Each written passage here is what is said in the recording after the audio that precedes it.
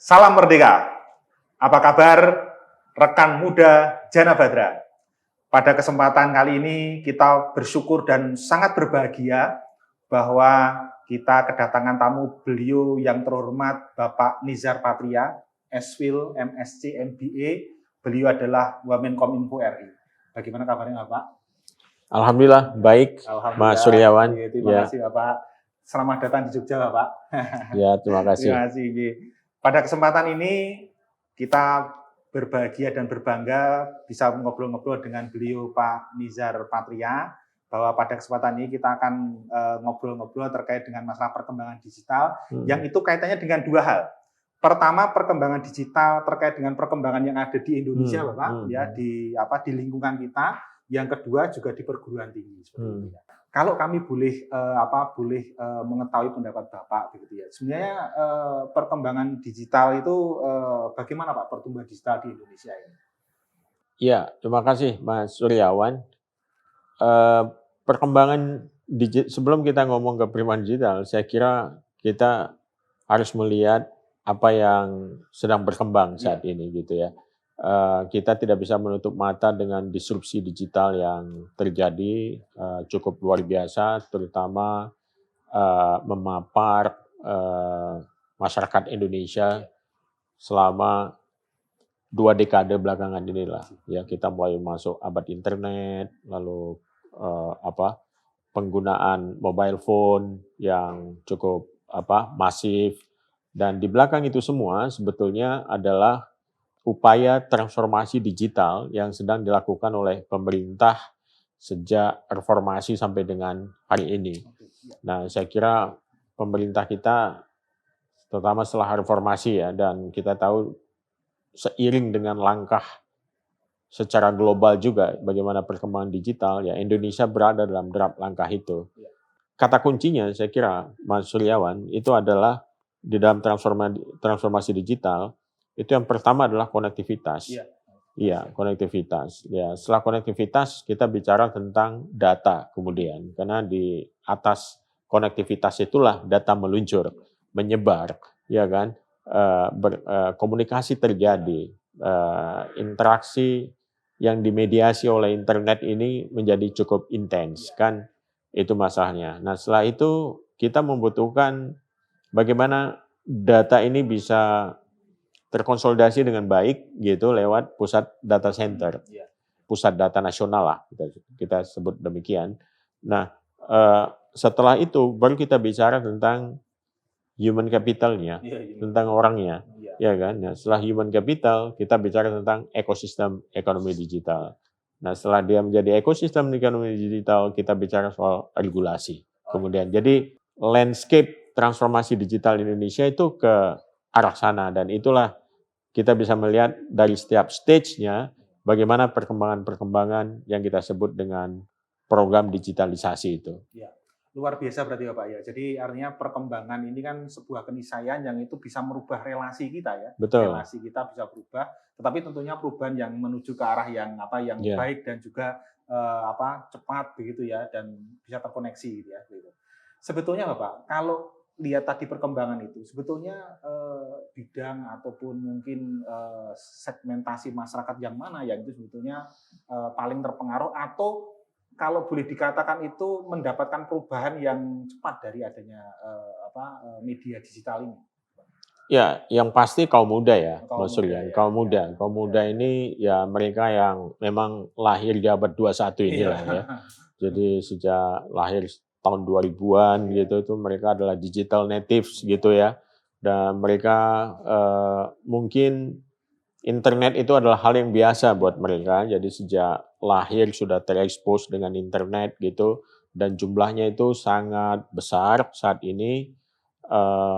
Untuk milenial sampai dengan Gen Z, saya kira jumlahnya nyaris 40% dari total populasi masyarakat Indonesia, dan mereka ini ke depannya yang akan menjadi garda depan produktivitas nasional kita, itu yang disebut dengan bonus demografi itu ya. Ya, kita mungkin punya labor forces kurang lebih 60% terdiri dari angkatan muda ini, Mas Suryawan. Jadi penting sekali bagi angkatan muda ini, mereka cakap secara digital. Nah ini tugas saya kira dari negara, dari pemerintah gitu ya, membekali mereka ini untuk bisa merespon perkembangan-perkembangan di abad 21 ini. Untuk anak-anak muda, supaya mereka itu bisa memilah dan memilih begitu ya. Perkembangan digital juga oke, kemudian literasi digital juga oke, kemampuan juga oke, tetapi ini nasionalisme dan patriotismenya, nilai kebangsaannya itu tetap terjaga, nggak luntur. Ini gimana Pak?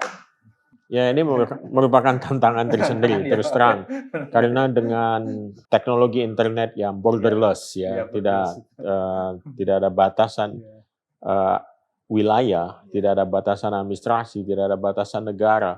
Informasi lalu lalang kan dengan gampang ya. Artinya seorang mahasiswa Jana Badra yang kosnya di Bantul, dia bisa mengakses misalnya ke San Francisco gitu ya. Dan dia bisa mengetahui semua perkembangan yang ada di sana, dan bahasa menjadi sangat penting tentu saja kalau dia bisa menguasai bahasa Inggris atau bahasa yang lain.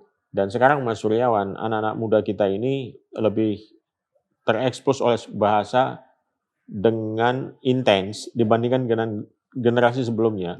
Ya ada banyak yang bisa paham bahasa Korea gitu, karena masifnya produksi film-film Korea gitu ya, di drakor segala macam itu, dan mereka belajar bahasa Korea Selatan gitu, dan mereka bisa berkomunikasi, mengenal tulisannya, dan itu rata-rata otodidak gitu, dan mereka bisa chatting antara temannya dengan pakai bahasa Korea. Itu salah satu contoh bagaimana internalisasi dari perkembangan teknologi ini masuk dalam culture dan kehidupan sosial sehari-hari, sampai kemudian membangun sebuah perilaku ya, dan juga culture gitu. Dan anak-anak sekarang saya kira mereka budaya digitalnya jauh lebih hebat ketimbang generasi sebelumnya, dan selalu ada peningkatan dalam setiap dekade gitu, dan ada perubahan perilakunya juga dalam setiap dekade tergantung dengan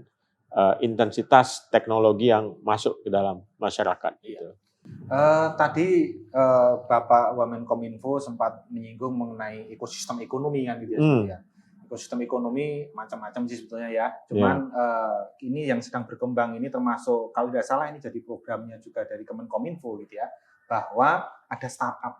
Nah, sebetulnya kalau kaitan dengan startup itu sebenarnya seberapa kuat eksistensi keberadaan di startup itu terkait dengan perkembangan ekonomi kita? Hampir 1 dekade belakangan ini kita melihat sejumlah startup yang muncul di Indonesia, di tanah air ya, yang karya anak bangsa sendiri gitu, itu pelan-pelan mencapai tingkat maturity-nya ya, kematangannya gitu. Jadi kalau nggak salah ada 2 startup yang tadinya startup sekarang udah menjadi dekakorn gitu ya, yang valuasinya itu di atas 10 juta dolar kalau nggak salah gitu.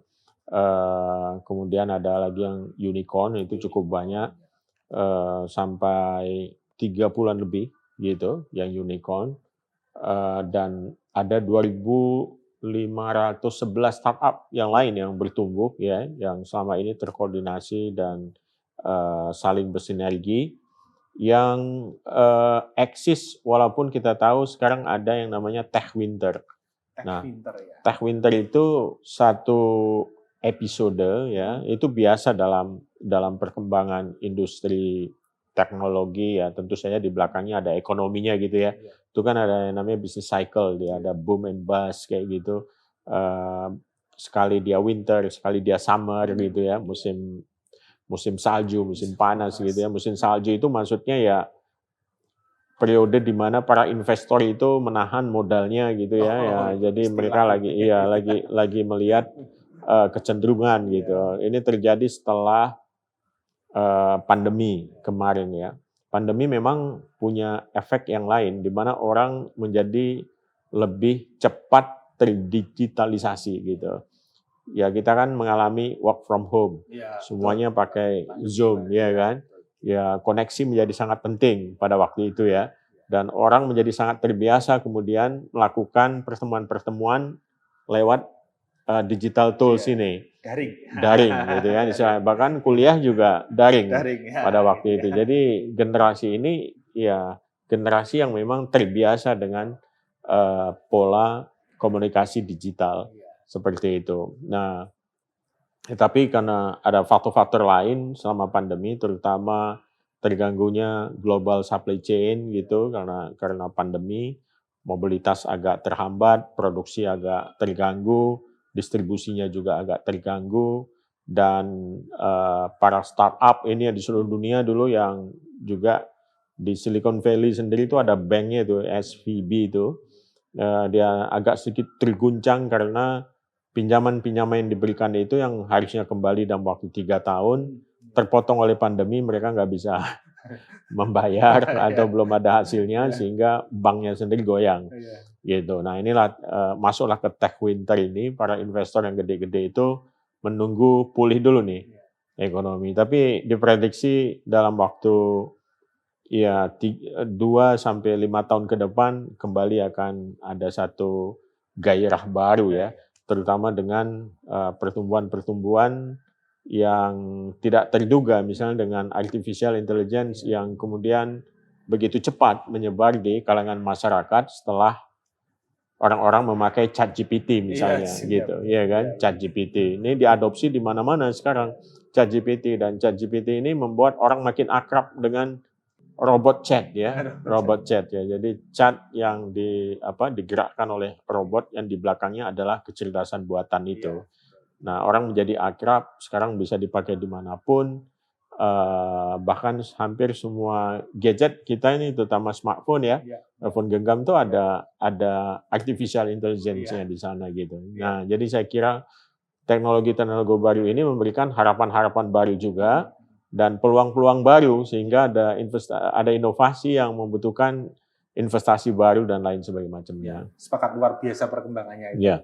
Tapi bolehlah kita juga melihat kepada sistem ekonomi tadi, sistem ekonomi dalam konstitusi kita, yaitu ekonomi kerakyatan. Kalau Pak Nizar melihat mengenai ekonomi kerakyatan, UMKM gitu ya, terkait dengan perkembangan digital, startup itu gimana Pak ini kaitannya? Oh, bagus sekali. Saya kira justru kalau bisa digunakan, dia akan memperkuat ekonomi kerakyatan. Ya, gitu ya. Iya. Yang pertama dia bisa bagaimana teknologi untuk kemakmuran rakyat ya, itu yang paling penting saya kira. Dan banyak komunitas-komunitas, contohnya saya menemukan satu startup yang ada di daerah Bener Meriah itu di Gayo, sana di Aceh Tengah ya.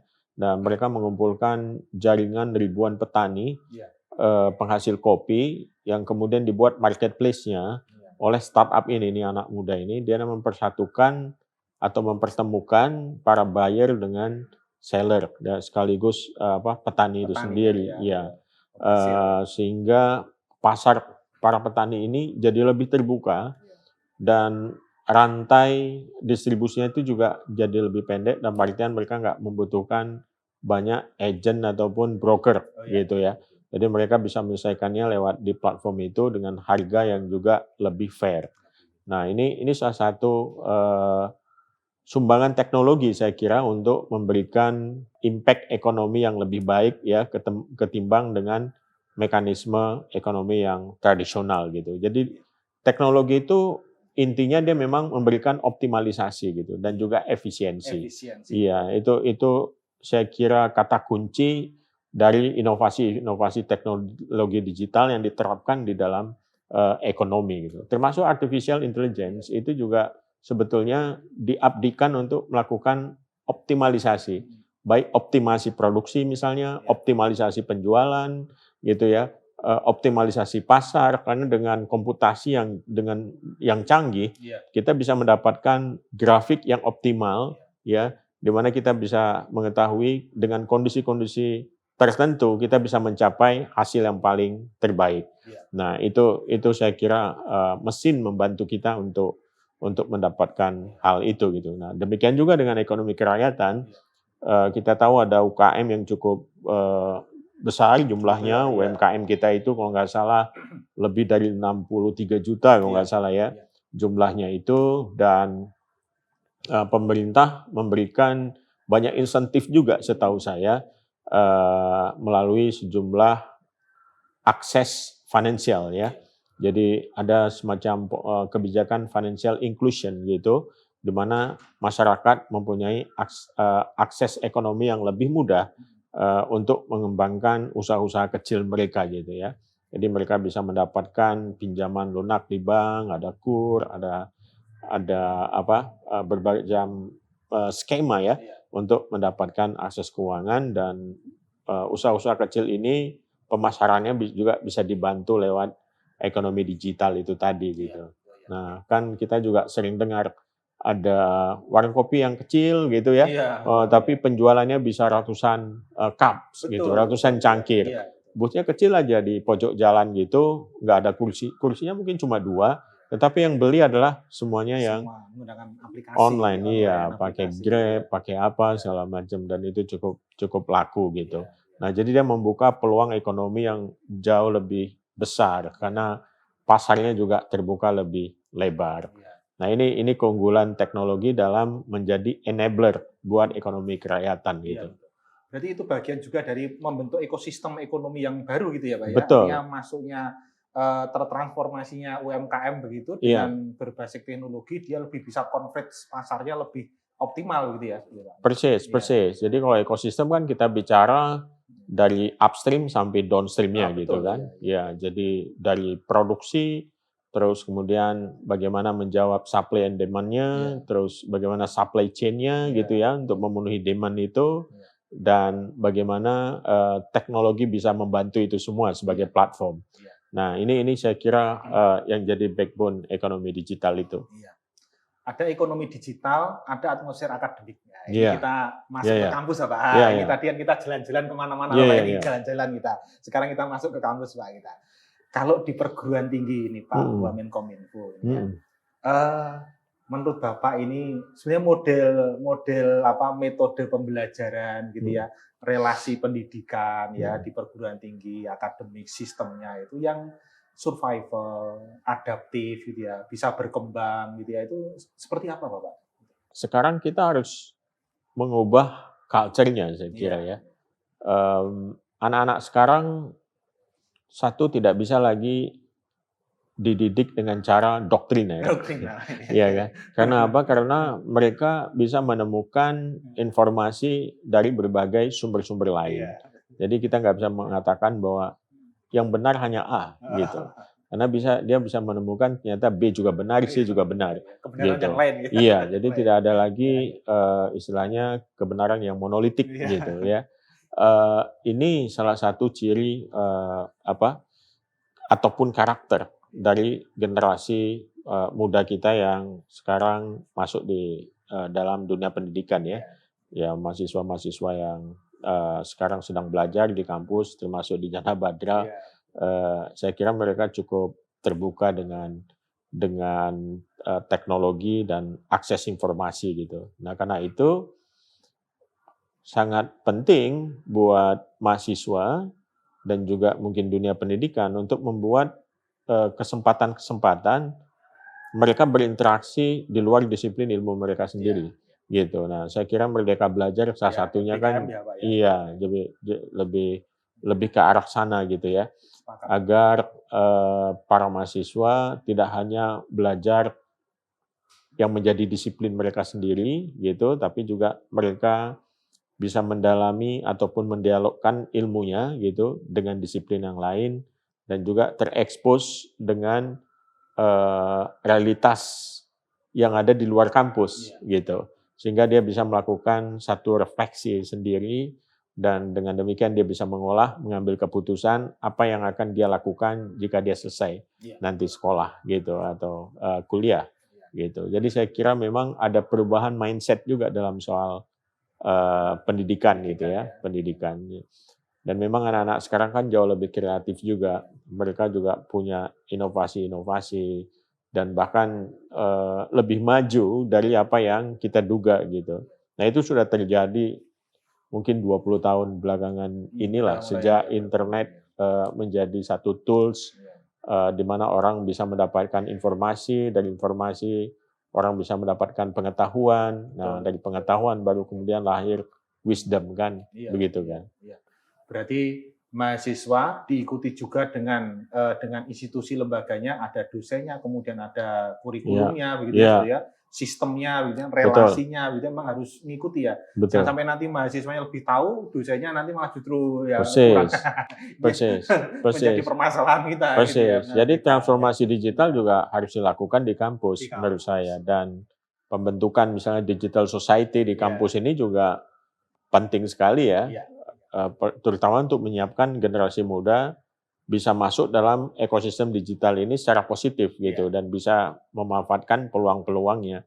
Nah, ini tugas kampus saya kira ini, betul memberikan ya. pembekalan ya, Iya, betul. pembekalan baik itu Iya, skills, knowledge iya, gitu tentang bagaimana nanti mereka bisa menghadapi masa depan iya. yang serba digital ini Serba gitu. digital ya, dan Iya, serba kompetitif tentunya, kompetitif sangat ya, kompetitif. kompetisinya luar biasa gitu ya. Iya, sangat kompetitif Iya, karena hal ini juga terjadi di bangsa-bangsa lain iya gitu betul, ya. iya Iya, kita betul. lihat bagaimana Cina, Iya, bagaimana Korea iya, Selatan, bagaimana Jepang, Amerika, bahkan sekarang India gitu iya, ya. India sudah cukup advance juga dalam betul, soal betul. penerapan teknologi ini dan hampir sama persoalannya dengan mungkin di negeri kita gitu. Ada digital divide juga, ada kesenjangan digital Kesenjangan ya, juga, ada iya, gap-nya ya, iya, ada gap-nya gap juga. Mereka jauh lebih kompleks karena jumlah penduduknya jauh lebih besar lebih kan, besar. hampir berapa itu, 5 kali kita kali ya Iya, jumlahnya, iya, eee, dan tentu saja tantangannya juga lebih berat, iya, tetapi mereka bisa membuktikan dengan resources iya, nasional yang mereka iya, miliki, dengan generasi baru yang mereka miliki yang juga terekspos secara global, iya, lewat internet gitu, lewat, konektivitas digital, ya mereka bisa memberikan kontribusi yang lumayan itu, iya, lumayan besar. Jadi kita lihat banyak pemimpin-pemimpin startup di tingkat global ini, tingkat internasional justru banyak yang dari India dari kan India sekarang, ya, selain dari China ya. iya, betul. Nah, China ini juga, luar biasa, pertumbuhannya. Nah, kita berkaca dari dinamika, bangsa-bangsa Asia lah Iya, gitu ya, iya, yang bertumbuh ini dan menyerap teknologi, terutama juga Korea Selatan gitu, yang ekonomi digitalnya saya kira nomor satu gitu di Asia pertumbuhannya, tingkat pertumbuhannya.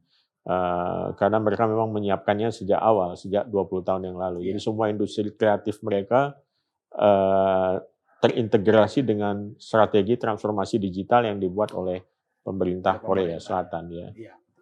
Nah, Pak Menkominfo, Pak Nizar Patria, suatu kehormatan, kebanggaan Mhm. kami bahwa Bapak bisa bersilaturahmi dan banyak membagi ilmu, luar Mhm. biasa saya appreciate dengan Bapak, seperti itu ya. Kami mohon diberikan semacam, semacam pesan begitu ya, penyemangat bagi kami gitu ya, supaya nanti kami Sivitas Akademika ini, bisa semakin optimal gitu ya di dalam, kami melaksanakan Tridharma perguruan tinggi yang tentunya nanti akan kami kembangkan dengan mengadopsi gitu ya, mengadopsi, digital sehingga supaya nanti mahasiswa juga lebih berkembang tentunya ilmunya seperti itu. Mungkin ada quotes of the day gitu ya untuk kami Janak Ya, Putra, Pak. iya saya kira, saya ingin mengutip dari Charles Darwin lah ya, Iya, bahwa dalam evolusi, dalam perubahan itu bukan mereka yang terkuat iya, yang bisa selamat dari perubahan, tetapi mereka yang bisa adaptif iya, terhadap bisa. perubahan. Iya, Nah, jadi saya kira itu mungkin pesan dari seorang yang mengamati perubahan di dunia, perkembangan biologi gitu ya, iya, iya, betul. dan saya kira itu juga berlangsung untuk peradaban juga, Iya, ya iya, ya iya, dan iya. berlaku untuk Indeed, peradaban juga. indeed. Jadi itu tadi dia, bukan yang terkuat Iya, yang bisa selamat dari evolusi, tetapi yang yang adaptif adaptif terhadap ya, perkembangan, adaptif ya. iya. Iya. Boleh itu Pak dituangkan dalam sebuah tulisan Pak ya? Boleh Pak ya? Oh, ya Tulisan. udah ditulis di Iya, situ? boleh Pak, Iya. tulisan ya.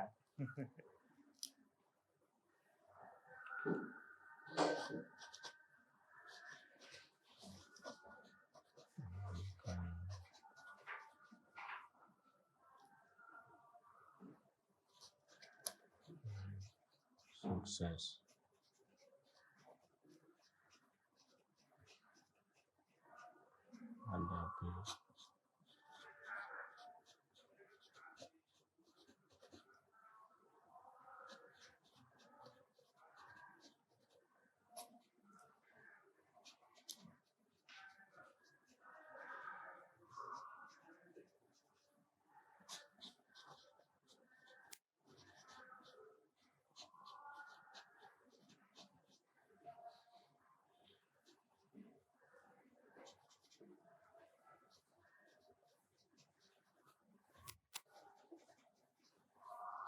Mereka yang adaptif.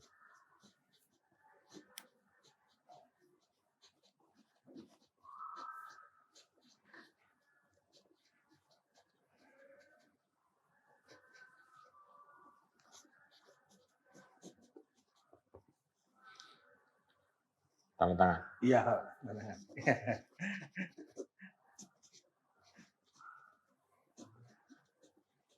Luar biasa. Terima kasih Bapak. Terima kasih. Ya.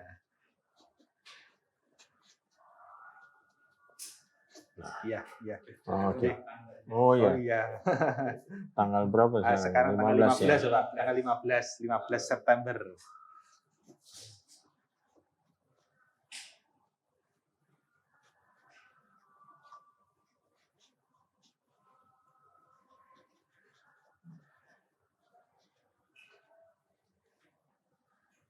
Terima kasih Bapak, terima kasih. Terima kasih atas kehadiran beliau Bapak Nizar Patria, Wamenkominfo Republik Indonesia. Kami sangat menghargai, semoga bermanfaat. Saya Suryawan Raharjo, Podcast Jana Badra. Salam Merdeka. Merdeka.